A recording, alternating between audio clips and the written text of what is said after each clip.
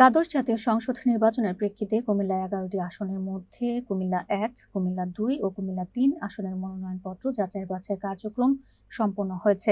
রবিবার দুপুর পর্যন্ত কুমিল্লা জেলা প্রশাসক ও জেলা রিটার্নিং কর্মকর্তা মোহাম্মদ রেজা হাসানের কার্যালয়ে এই কার্যক্রম অনুষ্ঠিত হয়। যাচাই-বাছাই শেষে মোট ৩১ জন প্রার্থীর মধ্যে ১১ জনের মনোনয়ন বাতিল করা হয়েছে। বাতিল হওয়া মনোনয়নের বেশিরভাগ ক্ষেত্রে ভোটারের স্বাক্ষর জালিয়াতির অভিযোগ পাওয়া গেছে। এ সময় কুমিল্লা ১ আসনে বিএনপির প্রার্থী খন্দকার মোশাররফ হোসেন, কুমিল্লা ২ আসনে অধ্যক্ষ সেলিম ভূঁইয়া এবং কুমিল্লা ৩ আসনে বিএনপির প্রার্থী কাজী শাহ মোফাজ্জল হোসেন কায়কোবাদের মনোনয়ন বৈধ ঘোষণা করা হয়েছে। সংশ্লিষ্ট কর্মকর্তারা জানান, জেলার অন্যান্য আসনের মনোনয়ন যাচাই-বাছাই কার্যক্রম পর্যায়ক্রমে সম্পন্ন করা হবে।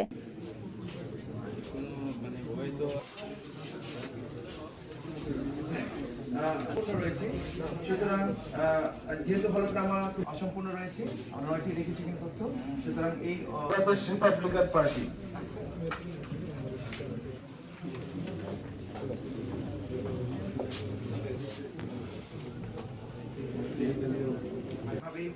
সংযোজন করা হয়েছে এবং ইউটিলিটি বিল বা এখানে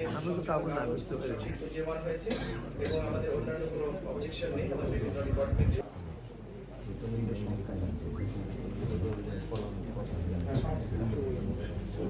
সংস্থা বা অন্য কোনো আর্থিক প্রতিষ্ঠান কোনো আপত্তি আছে ছিল? এই মুহূর্তে বলা ছিল না। কেউ হলফনামা নিয়ে দিয়েছেন, কেউ তার তথ্য দেননি, কেউ তার যে জীবন চরিত্র সেটাও সেখানে ছিল না। স্বতন্ত্র প্রার্থীর ক্ষেত্রে আমরা বিশেষ করে দেখেছি যে ১% ভোটের যে শর্ত ছিল সেটি মূলত তারা পূরণ করতে পারেনি। সুতরাং বিভিন্ন কারণে তারা বাতিল হয়েছে।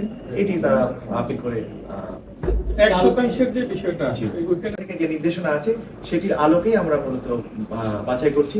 আদালত থেকে যদি কোনো অভিজ্ঞ আদালত থেকে যদি কোনো নির্দেশনা আসে সেটি হয়তো আমরা প্রতিপালন করব।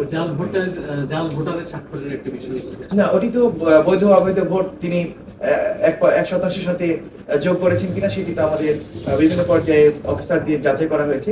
সেটি তারা মাঠে দেখেছে যে কোনটা সঠিক ভোটার ছিল, কোনটি সঠিক ছিল না। যাদের সঠিক ভোটার ছিল না তাদেরটাই বাতিল হয়েছে।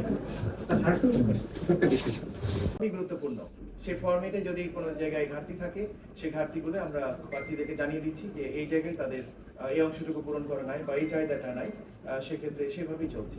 তবে নির্বাচন কমিশন এটাও বলেছে যে ছোটখাটো যদি কোনো ত্রুটি থাকে, যদি মনে হয় যেটা স্লাইড কোনো অবজারভেশনের বিষয় আছে, সেটাও আমরা দেখছি। তবে আমাদের বিশেষ করে হলফনামার ক্ষেত্রে এবং ১% ভোটের ক্ষেত্রে এটি সবচেয়ে গুরুত্বপূর্ণ আমার কাছে মনে হচ্ছে এই সময়। অন্যান্যগুলো সবই আছে। এটা একটা প্রক্রিয়ার মতো এবং ডিসক্রিপ্টিভ ব্যাপার।